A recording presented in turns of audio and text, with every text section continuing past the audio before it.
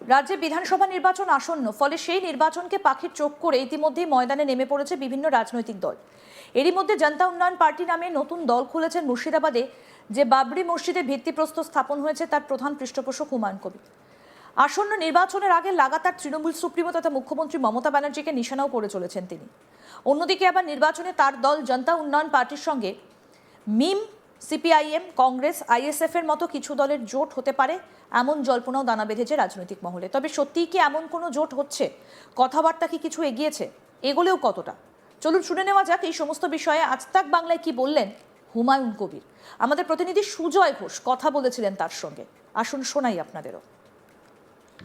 হুমায়ুন, আমরা দেখলাম যে আপনি যে মঞ্চে, সেই মঞ্চে মিমের রাজ্য সভাপতি সোলাঙ্কি সাহেব তিনি উপস্থিত ছিলেন।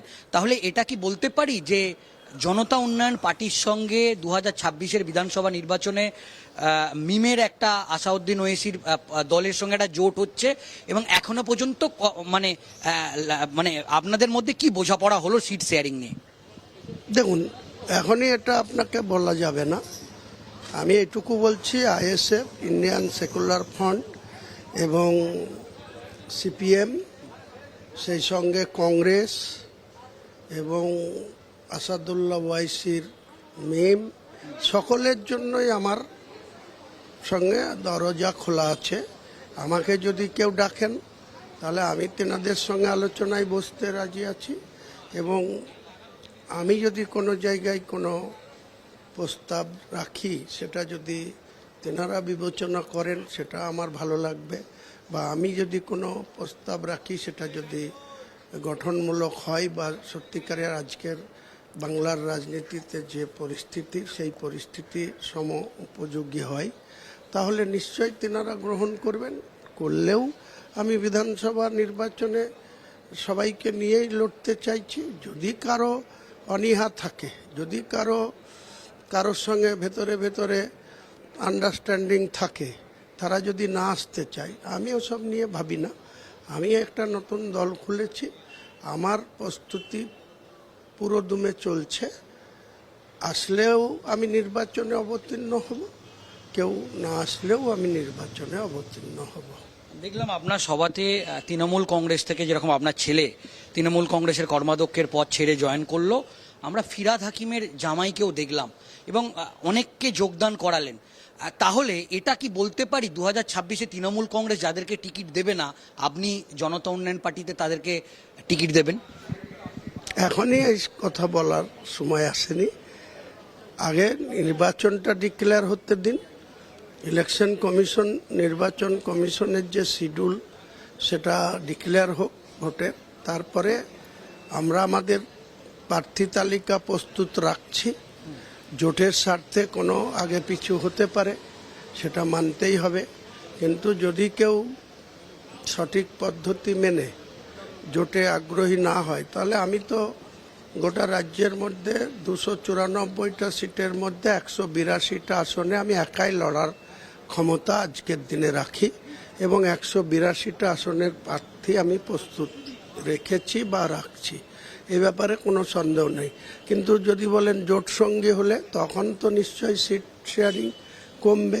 কোনো সিট কেউ চাইলে তাকে ছাড়া যাবে, ছাড়তে হবে, বা আমি কোন সিটের অন্য জায়গায় যাব, আমি কোন সিট ক্লেম করব, তারা কোন সিট ক্লেম করবে, সেটা তো জোট সঙ্গীদের সঙ্গে ঘরে বসে আলোচনা হবে। কিন্তু এটা তো প্রকাশ্য আসবে না। কিন্তু যদি কেউ না আসে, আমি যদি কিন্তুর কথা এই কারণেই বলছি, কারো বাধা থাকতেই পারে, কারো ইচ্ছা অনিচ্ছা, তাদের নিজস্ব দলের সিদ্ধান্ত নেওয়ার অধিকার।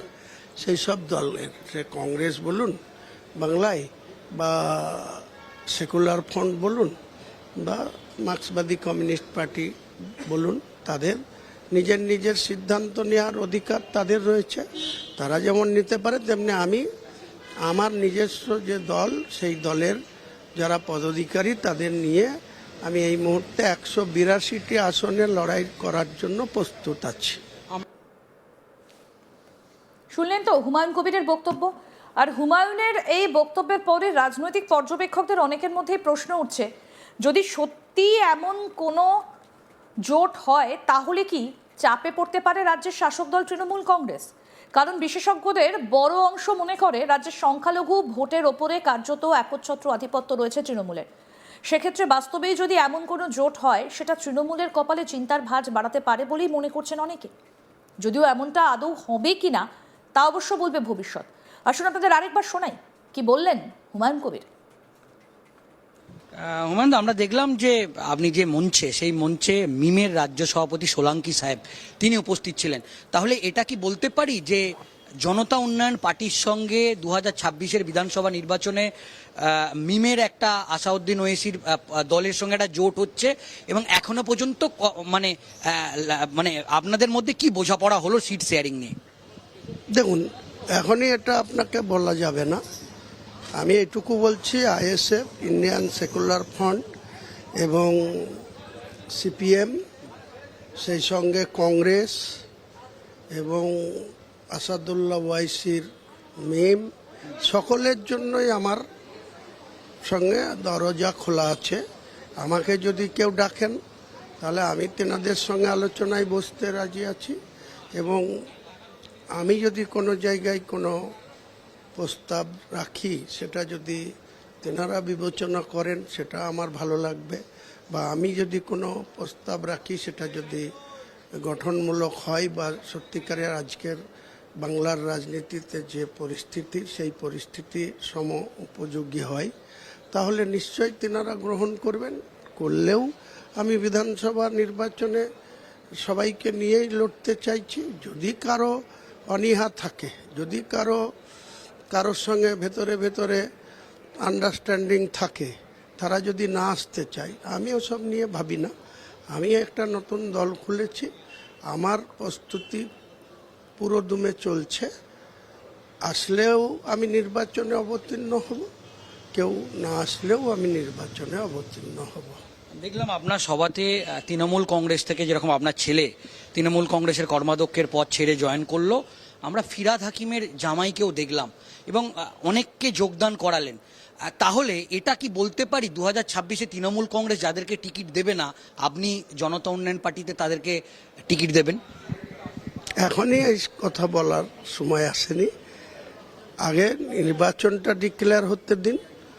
ইলেকশন কমিশন, নির্বাচন কমিশনের যে শিডিউল সেটা ডিক্লেয়ার হোক ভোটের, তারপরে আমরা আমাদের প্রার্থী তালিকা প্রস্তুত রাখছি। জোটের স্বার্থে কোনো আগে পিছু হতে পারে, সেটা মানতেই হবে। কিন্তু যদি কেউ সঠিক পদ্ধতি মেনে জোটে আগ্রহী না হয়, তাহলে আমি তো গোটা রাজ্যের মধ্যে 294টা সিটের মধ্যে 182টা আসনে আমি একাই লড়ার ক্ষমতা আজকের দিনে রাখি। আরও আপডেট পেতে দেখতে থাকুন আজ তাক বাংলা, সাবস্ক্রাইব করুন।